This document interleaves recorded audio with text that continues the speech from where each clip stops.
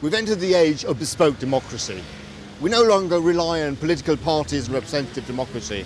There is, politically speaking, a new sheriff in town. Take me to the people, please. Yep. We're increasingly unhappy with the politicians who represent us. We want an alternative, and that alternative is more opportunities to vote in referendums and the like. We used to be content with the system that allowed us to punish the politicians at general elections. That is no longer the case. Take the example of Iceland. The people in Iceland were not happy that they had to pick up the tab from the banking crisis. So they were lining up the streets in front of Parliament for 3 months and demanded a referendum. And they got one, and they duly rejected the government's proposal by more than 90%. Iceland is not the only example, though it is a very spectacular one at that. Take Switzerland. 4 times every year, people go to the polls and they vote for everything from immigration to tax laws. In half of all the American states, the people can demand that laws be put to a vote among the people, and they're not just decided by elected politicians. So politically speaking, we want to have our cake and eat it. We're no longer happy just to elect politicians. We want to have a say in between elections.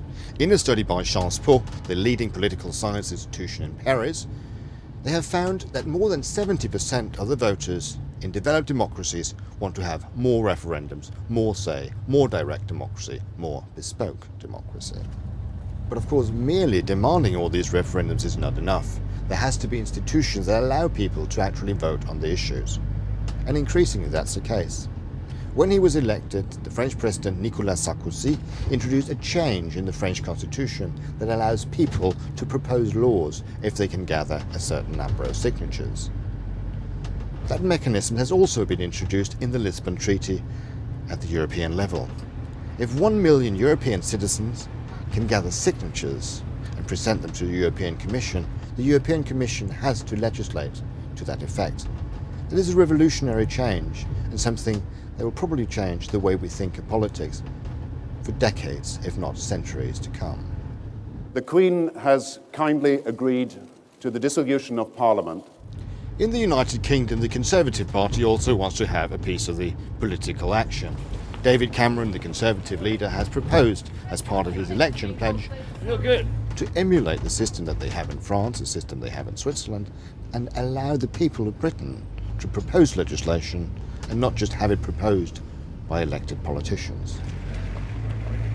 But what does all this mean?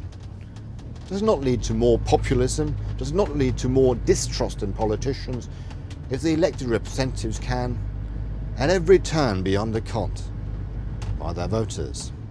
The evidence, in fact, suggests that neither of those two things are the case. In fact, a study by the journal Representation last year showed that in the places, in the countries where you have direct democracy, trust in politicians goes up by as much as 20%. So the politicians are actually more liked in places where the citizens have an opportunity to correct their mistakes. But what about populism then? Wouldn't the referendum just lead to the reintroduction of hanging or stoning and other unsavoury measures? The evidence, in fact, suggests that is not the case. In 2001, the Irish voted on the death penalty, and the overwhelming majority of the voters in the Irish Republic voted to abolish the death penalty. The British politician Sir Keith Joseph once said, "If you take responsibility away from people, they become irresponsible." We can also say that if you give responsibility to people, they become responsible. The system of direct democracy is a system that trusts in people. It is a political system fit for responsible adults. So welcome to the age of direct democracy. Welcome to the era of bespoke democracy.